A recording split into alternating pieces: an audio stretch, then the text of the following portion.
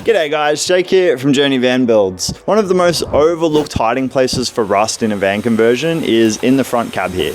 In this video, I'll show you just how easy it is to remove the front seats as well as all of the plastic floor coverings so that you can properly deep clean your van and avoid any rust headaches down the line. Let's get stuck into it. The first thing we'll tackle is the front passenger seat. The trick to this is removing the front bench seat before you move on. Start with the 2 bolts at the front, then give that a little wiggle as you slide it out, and that's what's going to give you access to the remaining 6 bolts for the passenger seat backrest. The 6 bolts are located here as shown, so once you undo all of those, you'll be able to pull out that backrest in one piece. Little note, before you go crazy undoing all of the bolts, you don't need to remove the seat belt bolts in the front section here to remove the seats or even any of the plastic matting either. If you are removing the plastic matting, then you'll have to remove the 2 seat belt straps at the rear, but you don't need to touch the bolts in the front. Can definitely make this easier on yourself if you have a little socket set with a slightly longer handle. The longer the handle, the more leverage you have and the easier it is. This is really making things quite difficult having such a small one, but oh well. She should just pull up and out for us. Just like that. Next, we're ready to tackle the driver's seat, which takes removing 4 bolts and disconnecting 1 cable to remove. As you can see, I did grab a large socket set and it made life so much easier. Start with the 2 bolts on the front here, and then move the seat forward to give you access to the 2 bolts at the rear. And then remember to tip the seat back to get access to this cable before you try and yank the seat out. It's just a simple clip to be disconnected, and then you're ready to pull that seat back. And quickly, before we move on guys, just remember to always be super organized whenever you're pulling anything out of the van with a container or a bag for all the bits and pieces like this. For this particular job, we're quite lucky. All of the bolts that you'll pull out for the seats are all the same bolt, so they can all just go into 1 container. And then the 2 bolts that you pull out for the seat belt straps will be noticeably a little bit different. So you can pretty much just throw them in there with the other bolts. You'll be able to recognize what's what. And then as far as the plastic clips go for the plastic matting, they're all the same as well. So we can just chuck all those in the same container in this case. But again, you'd be surprised just how much you forget. So always be as organized as possible whenever you're pulling things out of the van. Ooh, $2.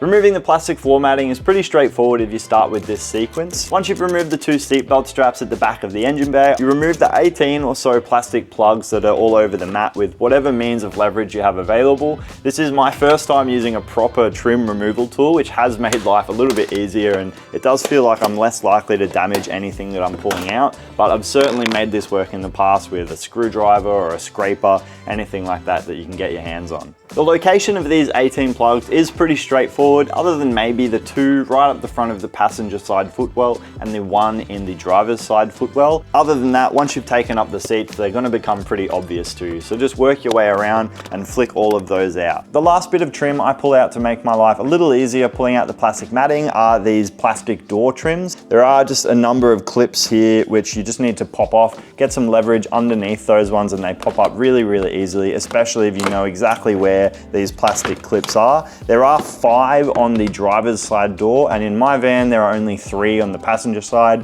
which I'm assuming will be the same for all of the HiAces.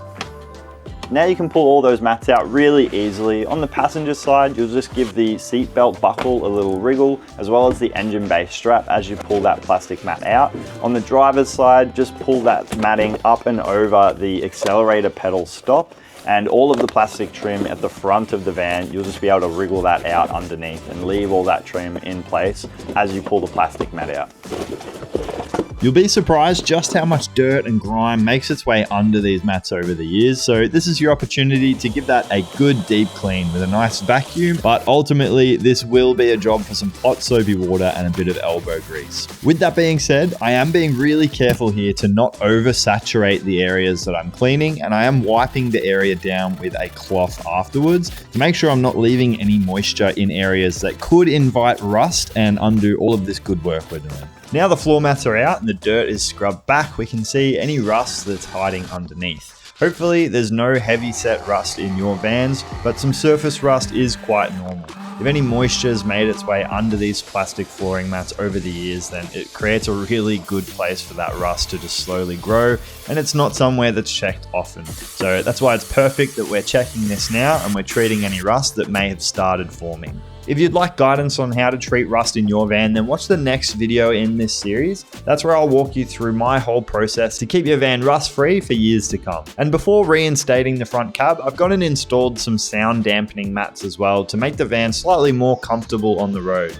These are the mats that I'll be using during the installation step of this conversion, so check out that video for more info on the mats themselves. But basically, they absorb vibration from your engine bay and help reduce road noise while driving, which is always a plus. And finally, while you've got these mats out, you might as well give them a clean, right? Although I'll be honest with you guys, I tried hot soapy water, the rough side of a sponge, even degreaser and metho, and nothing could quite remove this kind of like waxy dirt film over the top of the mats. It really actually stumped me. So if you have any idea how you can properly get these mats clean, I'd love to hear it in the comments. But for now, I've got them as clean as I can and they're ready to go back in the van.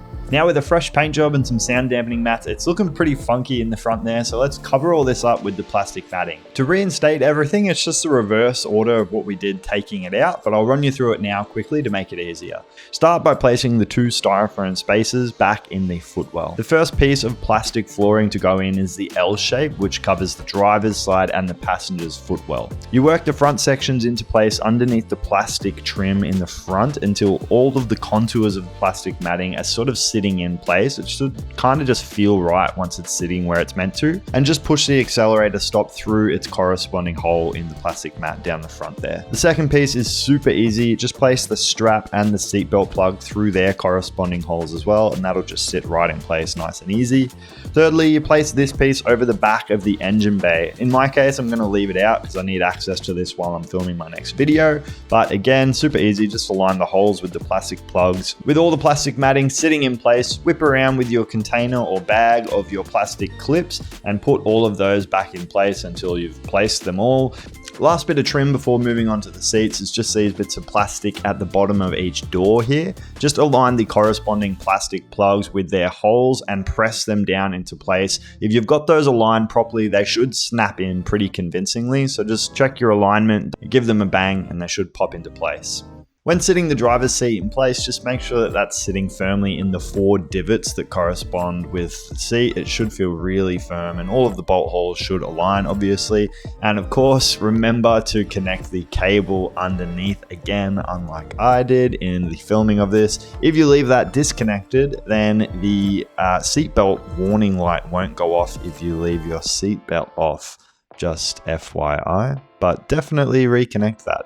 Tighten up those 4 bolts as tight as you can, or as tight as they were when we took them out at least, and remember that you can adjust this seat to get better access to the bolts. The passenger and bench seat backrests go in next with the same 6 bolts we took out while removing them, as shown here.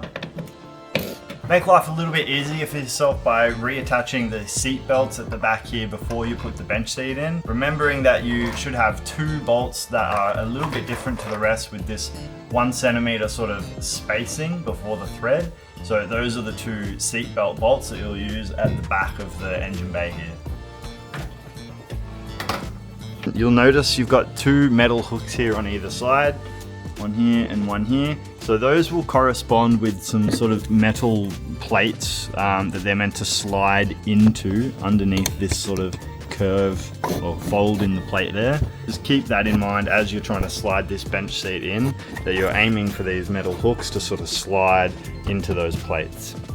Pop around to the front and install your final 2 bolts. And if you've done everything right, hopefully those 2 bolts are the last 2 items in your container for this project. Alrighty guys, that's our front cab fully reinstated, ready to go. Make sure you save this video so you can find it easily when you're tackling this step yourself. And if you've made it to this part of the video, then definitely check out the rest of this build series. I promise you, you're gonna absolutely love it. Thanks guys, I'll catch you on the next one.